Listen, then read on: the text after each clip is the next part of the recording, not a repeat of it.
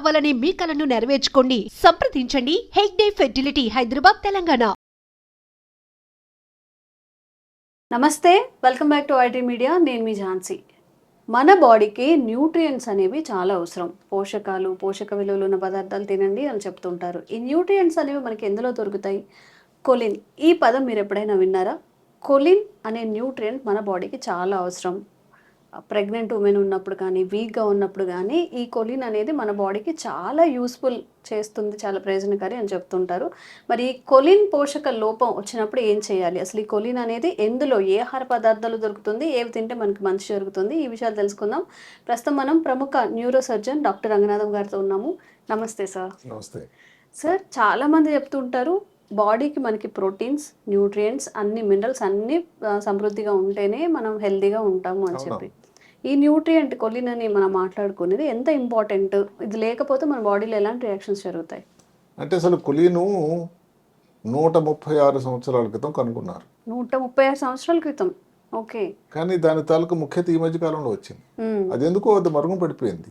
అంటే ఇప్పుడు మనకి విటమిన్లు అనుకోండి, vitamin A, B, C, D, B12 అందరికీ తెలుసు. అలాగే ఖనిజాలంట, minerals, calcium, magnesium, sodium, potassium, ఇవి కూడా విన్నాం, ఫాస్ఫరస్ అని. ఈ న్యూట్రియంట్స్లో ముఖ్యంగా కొలిన్ గురించి అసలు అంత అవగాహన రాలేదు. అసలు చాలా మంది కొలిన్ పేరు వినకపోయినా ఆశ్చర్యపోలేదు.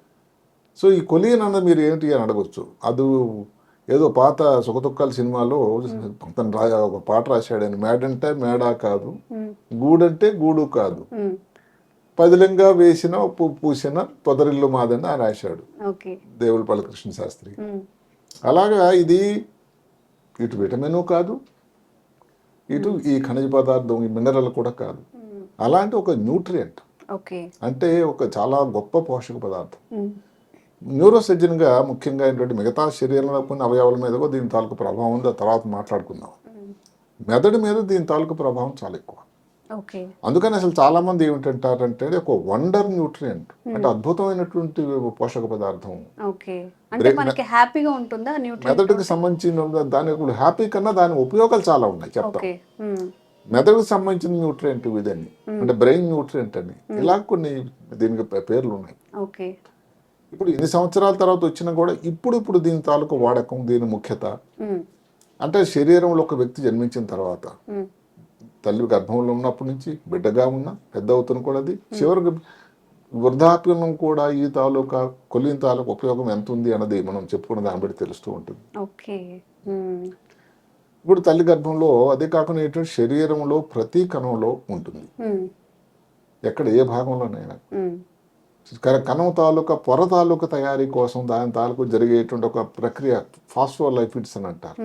ఆ ప్రక్రియలో కూడా ఇది చాలా ముఖ్యం భాగం సంతరించుకుంటుంది. అంత గొప్ప విషయం ఇది. ఇప్పుడు ముఖ్యంగా మనం ఈ గర్భిణీ స్త్రీల గురించి మాట్లాడుకుందాం.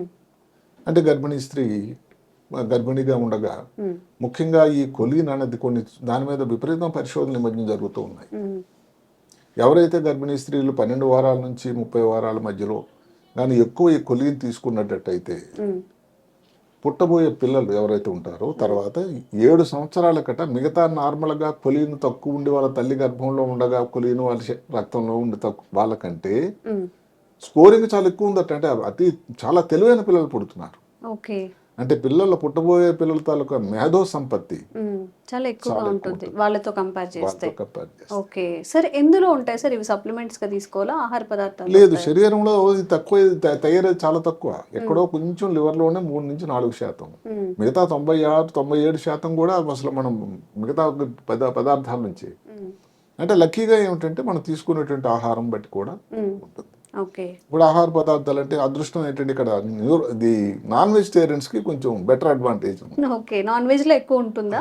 ఉదాహరణకి ఇప్పుడు గొడ్డు మాంసంలో ఉంది, గుడ్డు లివర్ లో, చికెన్ లివర్ లో కూడా ఉంది, తర్వాత కోడిగుడ్లు, చేపలు, ఇవన్నీ. ఇప్పుడు వెజిటేరియన్స్ కి నాన్ వెజిటేరియన్ కామన్ ఏంటంటే పాలు, పన్నీర్ లాంటిది కానీ, ఆ పన్నీర్ లాంటిది ఇంకోటి ఉంటుంది తోఫు అని, దాంట్లో కానీ, లేకపోతే ఈ వేరుశనగ పల్లీలు కానీ, పచ్చి కానీ, లేకపోతే ఏదైనా కానీ, ఆల్మండ్స్ అంటాం, బాదం పప్పు, కాలీఫ్లవర్, బ్రొకోలీ, మ్మ్. అలాగే గ్రెయిన్స్, మ్మ్. ఇలాంటి వాటిలో కూడా ఉన్నాయి. మ్మ్. అయితే ప్రాబ్లం వల్ల ఏమిటంటే ఇప్పుడు మనకి మీరు ఒక కోడిగుడ్డు తీసుకోండి, దానిలో 150 మిల్లీగ్రాములు ఉందట, అంటే చాలా ఎక్కువ కొలిన్. ఓకే. కొలీన్. అంటే అత్యంత ఉన్న శాతం ఉండేటువంటిది కొలీను కోడిగుడ్డు. ఎగ్. తర్వాత చికెన్ తాలూకా జాయింట్లు తినే వాళ్ళకి చాలా సంతోషం అయింది అది, అందులో 70 ఉంటుందట. ఓ. ఇప్పుడు మనం చెప్పినటువంటి ఒక ముట్టి నిండా చేతి నిండా ఉండేటువంటి ఒక పల్లీలు తీసుకుంటే అందులో ఉండేది 24%. మ్మ్. అలాగని భయపడిపోవాల్సిన లేదు. ఒక రోజు కానీ భోజనం నిజంగా చెప్పుకుంటే నార్మల్గా తీసుకునే భోజనంలో దాంట్లో మీరు బీన్స్ ఇంక్లూడ్ చేయండి. ఏదైతే ఇందాక చెప్పిన దాంట్లో బీన్స్లో కూడా కిడ్నీ బీన్స్ అంటారు, మ్మ్. వీటిలో కూడా ఇది చాలా పుష్కలంగా ఉంటుంది. ఆ వెజిటేరియన్స్ కూడా భయపడిపోవాల్సిన ఏం లేదు. మ్మ్. తీసుకునే దాంట్లో సరైన పోషక పదార్థాలు కానీ ఇంక్లూడ్ అన్నట్టయితే దానిలో భయపడాల్సింది ఏం లేదు. అవును. మ్మ్. సరే, నాన్ వెజిటేరియన్ తీసుకునే వాళ్ళకి సరే. మ్మ్.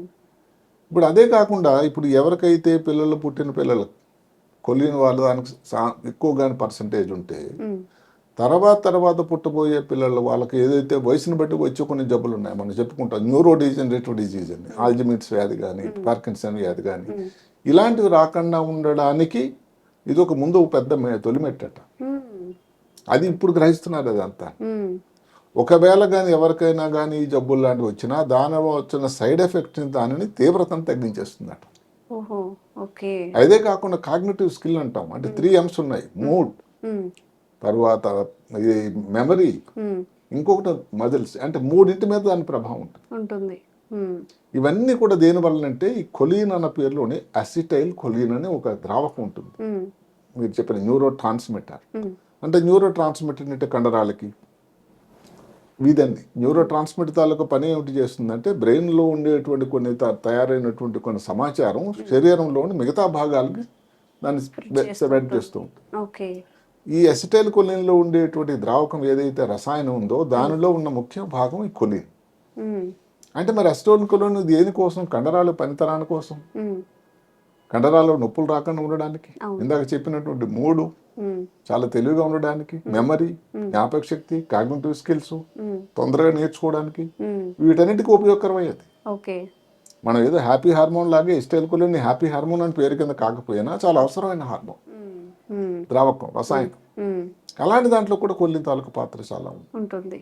ఓకే. అదే కాకుండా ప్రతి కణంలోని పొరలో ఇది ఉంది అని మనం చెప్పుకున్నాం ఇందాక. మ్మ్. ఏది? ప్రతి కణం శరీరంలో ఉండేటువంటి బిలియన్ కణాల్లో మ్మ్. ఈ కొలిన్ ఉంటుంది. ఓకే. దానివల్ల జెనెటిక్గా కూడా ముందు ఏ ఇబ్బందులు రాకుండా కూడా ఉండడానికి కూడా ఆస్కారం ఉంటుంది. మ్మ్. సార్, ఇప్పుడు కొలిన్ ఉపయోగాలు మనం తెలుసుకున్నాం. ఒకవేళ కొలిన్ అనేది మన శరీరంలో లోపిస్తే ఏమైనా దానికి కూడా ఏమైనా సైడ్ ఎఫెక్ట్స్ వచ్చే అవకాశం ఉందా? డెఫిషియన్సీస్ ఉన్నాయి. ఇప్పుడు మనం ఓకే. చెప్పుకున్న ఉదాహరణకి ఇప్పుడు పిల్లల్లో ఒక తల్లిది కానీ సరిగ్గా తీసుకోలేదు అనుకోండి, దానిలో కూడా ఒక లిమిట్ ఉంది. మ్మ్. ఇప్పుడు ఏమిటి, మగవాళ్ళు దగ్గర 500 మిల్లీగ్రాములు మ్మ్. రోజుకి అన్ని రకాలు కలిపి, మ్మ్. లేదు స్త్రీలలో మామూలుగా అయితే 450 మిల్లీగ్రాములు, లేదు కానీ వాళ్ళు ప్రెగ్నెంట్గా ఉన్న పిల్లలకు పాలు ఇస్తున్న లాక్టేటింగ్ మదర్స్ అంటాం, వాళ్ళలో 500. మ్మ్. ఇవన్నీ తీసుకుంటే ప్రాబ్లం రాదు. మ్మ్. కానీ మీరు నమ్మండి, అందరికంటే ప్రాబ్లం ఎక్కడ వస్తుంటే పిల్లలు, మ్మ్. కొంచెం పెద్దవాళ్ళు, తర్వాత ఈ మెనోపాస్, ఎవరికైతే ఈ మంత్లీ ఆగిపోయిన స్త్రీలలో ఈ ప్రాబ్లం వస్తుంది. ఓకే. అందుకని ఈ స్త్రీలలో కూడా ముఖ్యంగా ఇది ఆస్టియోపోరోసిస్ అని ఒక మాట వింటూ ఉంటాం. మ్మ్. అది రాకుండా ఉండడానికి కూడా ఈ బోన్ సాంద్రతను పెంచడానికి కూడా కొలిన్ చాలా ఉపయోగకరంగా ఉంటుంది. మ్మ్. మ్మ్. ఇంకొక మాట మనం ఏం చెప్పుకుంటే, ఇప్పుడు లివర్ ఉందండి, లివర్లో ఇదే కానీ కొలిన్ కానీ సాంద్రత తక్కువ ఉంటే మ్మ్. ఫ్యాటీ లివర్ డిసీజ్ అని వస్తుంది. ఓ. అంటే ఏదైతే లివర్లో ఉండేటువంటి ఫ్యాట్ని కరిగించడానికి తగ్గించడానికి ఉపయోగపడేటువంటి ఒక అత్యంత సాధనం. మ్మ్. ఓకే. ఇప్పుడు కొలియన్ ఏ కారణాల వల్ల వాళ్ళకి డెఫిషియన్సీ తగ్గింది అనుకోండి, మ్మ్. తగ్గిందంటే ఏమిటి? కండరాల నొప్పులు, చేతుల్లో తిమ్మిర్లు, జ్ఞాపశక్తి లోపం, బోన్స్ మీద కూడా ఎఫెక్ట్ ఉంటుంది. బోన్స్ లో కూడా కొంత తేప, ఏదైతే ఆస్టియోపోరోసిస్ రావడం, జ్ఞాపశక్తి తేడా రావడం, ఇందా చెప్పుకున్నటువంటి లివర్ ఫ్యాటీ లివర్ డిజీజ్ అని ఈ మధ్య కాలంలో చాలా కామన్ గా వింటూ ఉన్నాం. ఇలాంటి వ్యాధులు రావడానికి ఆస్కారం ఉంది. ఓకే. అయితే ఏదన్నా అతి సర్వత్రా హేతులాగా కానీ ఒకవేళ కొలిన్ కానీ ఎక్కువ తీసుకున్నారనుకోండి, ఎక్కువ తీసుకున్నా కానీ ఎఫెక్ట్స్ అంతే ఉంటాయి కదండి. సార్? ఏదన్నా కానీ అదైతే మితంగా మితంగా తీసుకోవాలి. ముఖ్యం. అంటే ఆ డోసు మించి మరీ ఎక్కువ, అంటే నేను ఇంకా యాక్టివ్గా అయిపోవాలి, ఇంకా నాలెడ్జ్ రావాలనుకోండి, మనకి ఎక్కువ ఎక్కువ తింటే తీసుకున్నారనుకోండి హెరిడిటీ వస్తుంది, ప్రాబ్లం వస్తుంది. లావ్ అయిపోతారు ఎక్కువ అదే తినడం వల్ల. కాకుండా ఏంటంటే బీపీ తక్కువ అయిపోవడానికి ఆస్కారం ఉందట. ఓకే. ఆ తర్వాత ఒక రకమైన ఫిష్ ఆర్డర్ వస్తుందండి, స్మెల్ వాళ్ళకి ఎక్కువ చెమట పట్టడం, నా వాంతులు, తలనొప్పి, ఇలాంటి ఇబ్బందులు కూడా రావడానికి లివర్ టాక్సిటీ అంటే ఎక్కువ అవడం వల్ల ఓకే. ఇలాంటి ఇబ్బందులు కూడా ఉన్నాయి. అంటే ఎందుకని ఏదైతే డోసేజ్ ఏదైతే ఉందో చాలా ముఖ్యం. ఇప్పుడు గుండె మీద కూడా ఈ హోమోసిస్టీన్ ఒక మాట ఉంది. స్ట్రోక్లో మేము బ్రెయిన్ స్ట్రోక్ కానీ గుండెలో గుండె తాలూకా పోటు వచ్చినప్పుడు కూడా హోమోసిస్టీన్ అని ఒక అమైనో యాసిడ్ కానీ ఎక్కువైతే ఓకే. దానివల్ల కూడా ప్రాబ్లం ఇది రావడానికి ఆస్కారం ఉంటుంది. దానికోసం కూడా ఈ మందు కొలిన్ రాకుండా ఉంచడానికి చాలా ఉపయోగకరంగా ఉంటుంది. ఇట్లా ఒక్క నాడీ మండలంకి సంబంధించి నేను న్యూరో సర్జన్గా అది చాలా గొప్ప ఉపయోగకరమైనటువంటి పోషక పదార్థం. అంటే శరీరం ఇందాక చెప్పినట్టుగా బిడ్డ తల్లి గర్భంలో ఉండి పెద్ద అయిన తర్వాత, అదే కాకుండా ఇంకొక పెద్ద స్టడీ కూడా ఉంది. ఏదైతే ఇప్పుడు పిల్లలు ఎవరైతే వాళ్ళకి సాంద్రత ఏదైతే ఉందనుకోండి, అది కానీ తక్కువ ఉందనుకోండి కొలిన్, కొన్ని వ్యాధులు ఉన్నాయి మనం వింటూ ఉంటాం ఈ మధ్యకాలంలో, ADHD attention deficit hyper activity syndrome అని. అంటే వాళ్ళు ఏమిటి, ఇది ఉండదు, కాన్సన్ట్రేషన్ ఉండదు, చాలా ఇరిటబుల్గా ఉంటారు, ఏదొస్తే అది మాటలో ఏదొస్తే అది చేయడమే, ఏదొస్తే అది పని చేయడమే. రెండోది డిస్లెక్సియా అంటే ఏమిటి, వాళ్ళకి చదవడం లేట్ అవుతుంది, చదవడం ప్రాబ్లం అవుతూ ఉంటుంది. ఇంకా అన్నిటికంటే ప్రమాదమైంది ఏమిటంటే న్యూరో డెవలప్మెంటల్ డిఫెక్ట్స్ అని. అంటే కొంతమంది పుట్టినప్పుడు నడుములో ఏదో వాపులాగా కానీ, నడుములో ఉండే వెన్నుపూసలు రెండుగా స్పైనా బాఫిడ్ అంటారు విడిపోడినట్టు కానీ, కాళ్ళు కదల్చడంలో కానీ తేడా రావడం కానీ, ఇవి మనం జనరల్గా ఫోలిక్ యాసిడ్ గురించి చెప్పుకున్నప్పుడు మాటలు చెప్పుకున్నాం. ఈ కొలిన్ లోపించడం వల్ల కూడా రావచ్చు.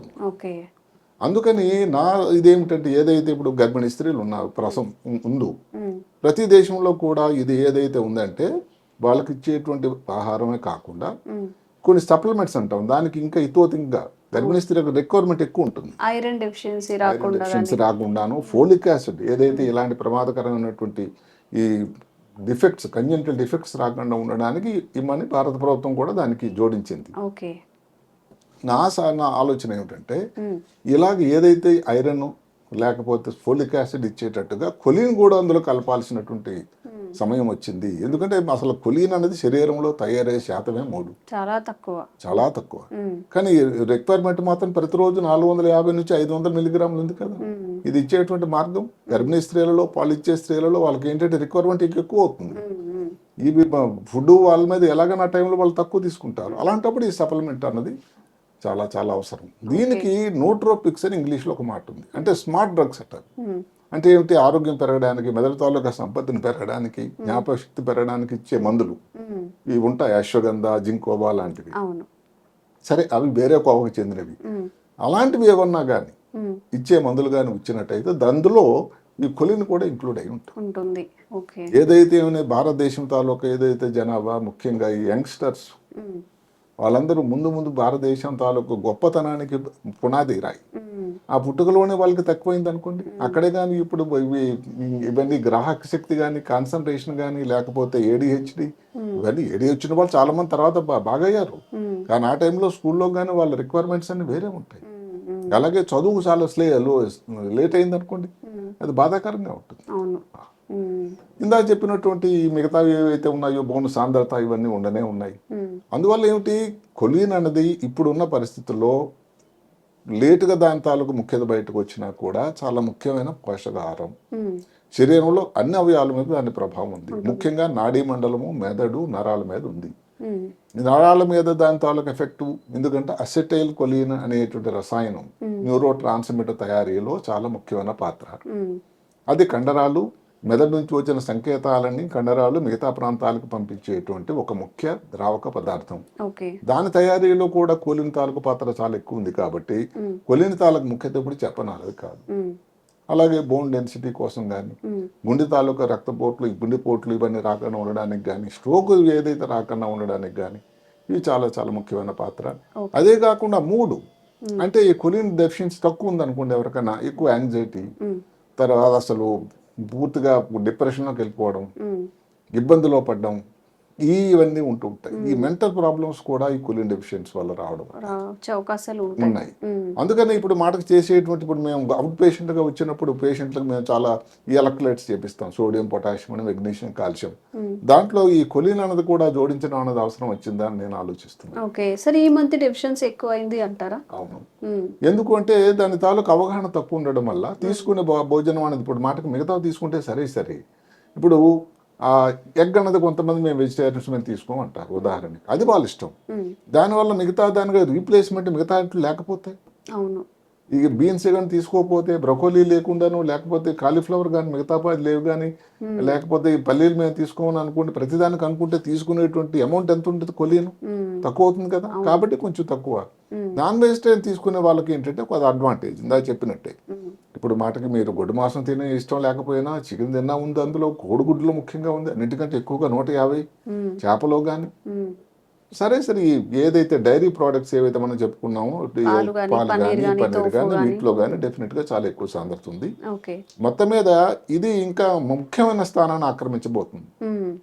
గవర్నమెంట్ గారు ఏదైతే పిల్లలు తల్లి గర్భిణీ స్త్రీ కోసం ప్లాన్ చేసినప్పటి నుంచే ఇప్పుడు ఫోలిక్ యాసిడ్ తీసుకోవాలి, ఏది ప్లాన్ చేయక ముందే. ఎందుకంటే భారతదేశంలో అన్ప్లాన్డ్ ప్రెగ్నెన్సీ చాలా ఎక్కువ ఉన్నాయి. 26.8 మిలియన్లట. టోటల్ గా 48 మిలియన్లు కానీ ప్రెగ్నెన్సీ ఉంటే, గర్భిణీలు ఉంటే అన్ప్లాన్డ్. ఏదో అంటూ ఉంటారు హాస్యాస్పదంగా కాదు కానీ, ఇట్లా మాకు ప్రమేయం లేకుండా అట్లా అయిపోయిందండి. అలాంటి వాళ్ళలో ఎప్పుడు ప్రెగ్నెంట్ వస్తుందో తెలియదు కదా. మామూలుగా ఒకప్పుడు ఏం చెప్పేవాళ్ళంటే 3వ నెల నుంచి తీసుకుంటే ఫోలిక్ యాసిడ్ మంచిది అని. ఇప్పుడు అన్ప్లాన్డ్ ప్రెగ్నెన్సీ అవడం వల్ల అసలు ఒక స్త్రీ ఎవరైతే మదర్హుడ్ వచ్చే అవకాశం ఏదైతే 25 సంవత్సరాల నుంచి 45 వరకు ఉందో, ఆ టైంలో కానీ పిల్లల్ని ఎప్పుడు ప్లాన్ చేస్తారు, వాళ్ళ చేతులు లేనప్పుడు. ఆ వయసులో పిల్లలు కానీ ఇద్దరు ఉంటే అది వేరే విషయం. పిల్లలు కావాలని అనుకున్నప్పుడు మాత్రం అందులో కొలిన్ కూడా ఒక భాగంగా ఉండడం అన్నది చాలా సభవైన సరైనటువంటి సలహా అని కూడా నేను అనుకుంటున్నాను. ఇంకొక విషయం ఏంటంటే, ఏదైతే శరీరంలో ప్రతి కణజాలంలో ఉన్నది కొలిన్, చూసారా, ఉంది. కానీ మాకు రిక్వైర్మెంట్ అనేది దానివల్ల సరిపోవట్లేదే. అంటే మనం తీసుకుంటేనే ప్రతి కణంలో ఉంటుంది. అందువల్ల ప్రతి కణంలో ఉంది కదా, మనం తీసుకోకపోయినా నడుస్తుంది అనుకునే అపోహకు పోకుండా, శరీరంలో ప్రతి కణంలో ఉన్నా కూడా దాని తయారీ ఉత్పాదన అనేది మనం నార్మల్గా రిక్వైర్మెంట్ ఉన్న దాంట్లో 3 నుంచి 4%. మిగతా 95-96% మనం బయట నుంచి తీసుకోవాల్సి ఉంటుంది. తీసుకునే ఆహారంలో ముఖ్యంగాను.